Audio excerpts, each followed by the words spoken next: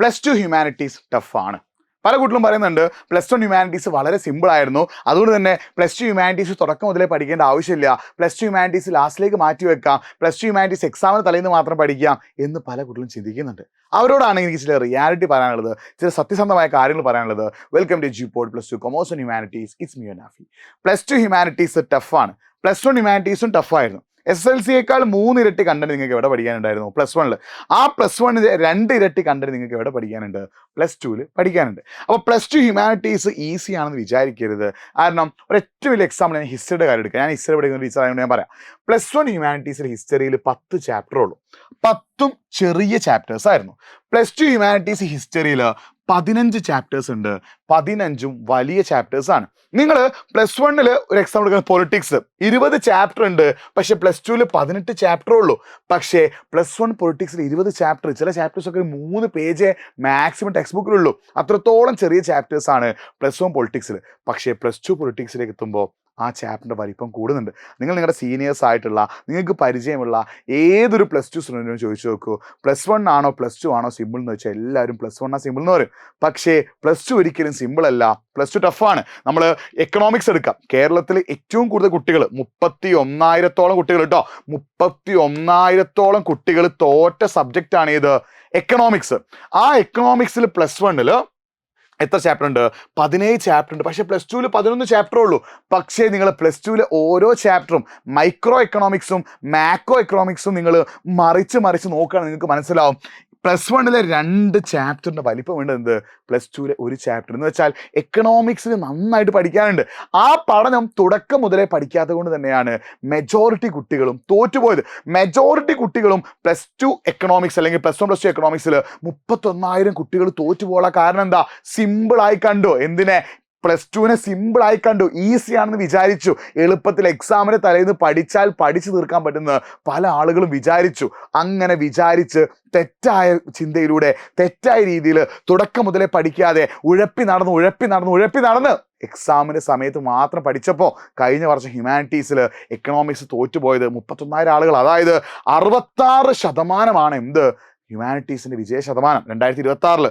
2025 69%. ഇത്രയും കുട്ടികൾ തോറ്റു പോകാനുള്ള കാരണം ഉഴപ്പിയത് തന്നെയാടാ, പഠിക്കാതെ തന്നെയാടാ.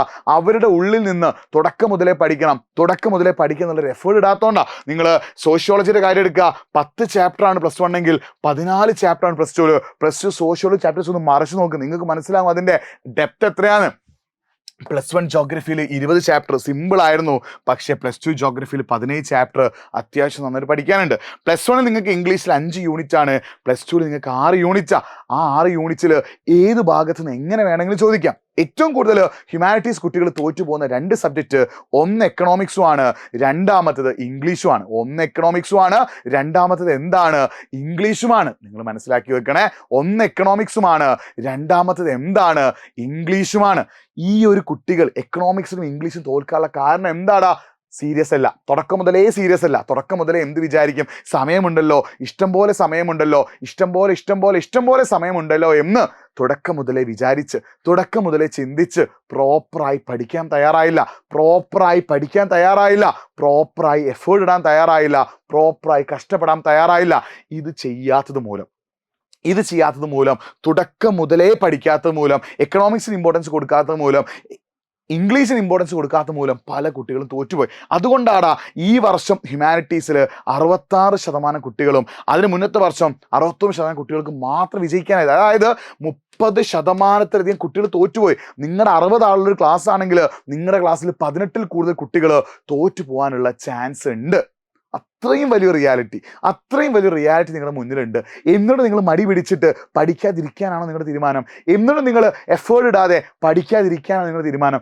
എന്നിട്ട് നിങ്ങൾക്ക് വേണ്ടി കഷ്ടപ്പെടാതെ, നിങ്ങൾക്ക് വേണ്ടി എഫേർട്ട് ഇടാതെ, നിങ്ങൾക്ക് വേണ്ടി പഠിക്കാതെ കഷ്ടപ്പെടാതെ പഠിക്കാതെ ഇരുന്നിട്ട് തോറ്റു പോകാനാണ് നിങ്ങളുടെ തീരുമാനം? എടാ വേക്കപ്പ് വേക്കപ്പ് വേക്കപ്പ്, നിങ്ങൾ എണീക്കിട്ട മക്കളെ, നിങ്ങൾ ഉയർത്തെഴുന്നേൽക്കേണ്ട സമയമായി. മടി മാറ്റിവെച്ച്, ചടപ്പ് മാറ്റിവെച്ച് എഴുന്നേൽക്കേണ്ട സമയമായി. റിയാലിറ്റി മനസ്സിലാക്കേണ്ട സമയമായി. +1 സിമ്പിൾ ആണെന്ന് ഒരുപാട് പിള്ളേർ എന്നോട് പറഞ്ഞിട്ടുണ്ട്. മക്കളെ +1 സിമ്പിൾ ആണെന്നുള്ള ചതിക്കുഴി നിങ്ങൾ വീണ് പോകരുത്.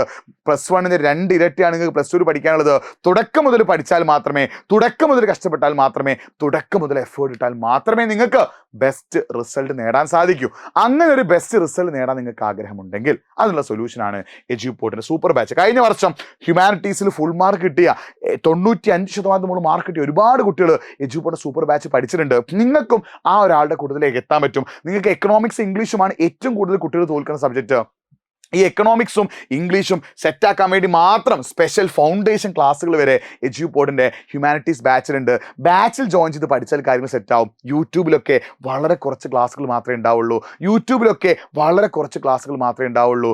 യൂട്യൂബിലൊക്കെ വളരെ കുറച്ച് ക്ലാസ്സുകൾ മാത്രമേ ഉണ്ടാവുള്ളൂ. നിങ്ങൾക്ക് വേണ്ട ക്ലാസ്സുകൾ, സ്റ്റഡി മെറ്റീരിയൽസ്, PYQs, നോട്ട് എല്ലാം നമ്മൾ പ്രൊവൈഡ് ചെയ്യുന്നത് എഡ്യൂപോർട്ടിന്റെ ബാച്ചിലാണ്. എഡ്യൂപോർട്ടിന്റെ ബാച്ചിൽ ജോയിൻ ചെയ്ത് പഠിച്ചാൽ കാര്യങ്ങൾ ഓക്കെ ആകും. എക്കണോമിക്സും ഇംഗ്ലീഷുമാണ് ഒരു ഹ്യൂമാനിറ്റീസ് കുട്ടിയെ സംബന്ധിച്ചിടത്തോളം ഏറ്റവും ടഫായ സബ്ജക്റ്റ്, ഏറ്റവും ബുദ്ധിമുട്ടേറിയ സബ്ജക്റ്റ്, ഏറ്റവും പാസ്സാകാൻ ബുദ്ധിമുട്ടുള്ള സബ്ജക്റ്റ്. അത് സെറ്റാക്കാൻ വേണ്ട കേരളത്തിലെ ബെസ്റ്റ് ഫാക്കൽറ്റീസ് ക്ലാസ് എടുക്കുന്നത് എഡ്യൂപോർട്ട് ബാച്ചിലാണ്. അതേപോലെ തന്നെ നിങ്ങൾക്കത് സെറ്റാക്കാൻ വേണ്ട ഫൗണ്ടേഷൻ ക്ലാസ്സും നമ്മുടെ ബാച്ചിലുണ്ട്. നിങ്ങൾ ചെയ്യേണ്ടത് കമൻറ്റ് ബോക്സിൽ ഫോം ഒന്ന് ഫില്ല് ചെയ്യുക. സൂപ്പർ ബാച്ചിൽ ജോയിൻ ചെയ്യാൻ താല്പര്യമുണ്ടെങ്കിൽ കമൻറ്റ് ബോക്സിൽ ഫോം ഒന്ന് ഫില്ല് ചെയ്യുക. അല്ലെങ്കിൽ nafi.eduport എന്ന എൻ്റെ ഇൻസ്റ്റാഗ്രാം പേജിലേക്ക് എന്ത് ചെയ്തോ ഒന്ന് മെസ്സേജ് അയച്ചോ. nafi.eduport എന്ന എൻ്റെ ഇൻസ്റ്റാഗ്രാം പേജിലേക്ക് ഒന്ന് മെസ്സേജ് അയച്ചോ. കാര്യങ്ങൾ എന്ത് ചെയ്യും, സെറ്റാകും. അപ്പം nafi.eduport എന്ന ഇൻസ്റ്റാഗ്രാം പേജിലേക്ക് ഒന്ന് മെസ്സേജ് അയച്ചാൽ കാര്യങ്ങൾ ഓക്കെ ആകും, റെഡി ആകും, സെറ്റാകും. സോ മക്കളെ, കമൻറ്റ് ബോക്സിൽ ഫോം ഒന്ന് ഫില്ല് ചെയ്യുക. അല്ലെങ്കിൽ nafi.eduport എന്ന ഇൻസ്റ്റാഗ്രാം പേജിൽ മെസ്സേജ് അയച്ചോ. കാര്യങ്ങൾ സെറ്റാകും, കാര്യങ്ങൾ ഓക്കെ ആകും, കാര്യങ്ങൾ റെഡിയാകും. മടി കാണിക്കരുത് മക്കളെ. ഇപ്പം നിങ്ങൾ ഈ ഒരു ചെറിയൊരു പണം 6000 താഴെ ഈ ഒരു ഫീസ് നിങ്ങൾ സ്പെൻഡ് ചെയ്യുകയാണെങ്കിൽ നിങ്ങൾക്ക് +2 നിങ്ങളുടെ മാർക്ക് കുറഞ്ഞ് നിങ്ങൾ എക്സാം ചെയ്തോ നിങ്ങൾക്ക് നഷ്ടമാകുന്ന ഒരു കൊല്ലം, ആ ഒരു കൊല്ലം നിങ്ങൾക്ക് സേവ് ചെയ്യാൻ പറ്റും. പിന്നെ അല്ലെങ്കിൽ NIOS പഠിച്ച് 15000 രൂപ നിങ്ങൾ ചിലവാക്കേണ്ടി വരും. അതിനൊക്കെയുള്ള സൊല്യൂഷൻ നിങ്ങൾക്ക് ഇപ്പോഴേ പഠിക്കുക എന്നുള്ളതാണ്. ബാച്ചിൽ ജോയിൻ ചെയ്തോ. യൂട്യൂബ് ക്ലാസ്സിൽ ഡിപ്പെൻഡ് ചെയ്യണം മക്കളെ. കാരണം യൂട്യൂബിലൊക്കെ വളരെ കുറച്ച് ക്ലാസ് ഉണ്ടാവുള്ളൂ. കൂടുതൽ ക്ലാസ്സുകൾ എഡ്യൂപോർട്ടിന്റെ ബാച്ചിലാണ്. ജോയിൻ ചെയ്യാൻ താല്പര്യമുണ്ടെങ്കിൽ കമൻറ്റ് ബോക്സിലെ ഫോം ഒന്ന് ഫില്ല് ചെയ്യുക. അല്ലെങ്കിൽ nafi.eduport എന്ന ഇൻസ്റ്റാഗ്രാം പേജിൽ മെസ്സേജ് അയക്കുക. തോറ്റു പോകുന്ന ആളുകളുടെ കൂടുതൽ നിങ്ങൾ എത്തരുത്. വിജയിക്കാനുള്ള കാലിബർ നിങ്ങൾക്കുണ്ട്, സ്കില്ലുണ്ട്. തുടക്കം മുതലേ പഠിക്കാൻ തയ്യാറാണെങ്കിൽ, തുടക്കം മുതലേ എഫേർട്ട് ഇടാൻ തയ്യാറാണെങ്കിൽ ഏറ്റവും ബെസ്റ്റ് റിസൾട്ട് നിങ്ങൾക്ക് കിട്ടും. സോ ഉഷാറായിട്ട് പഠിക്കുക, സൂപ്പറായിട്ട് പഠിക്കുക. വീണ്ടും കാണാം. It's me Nafi signing off. By.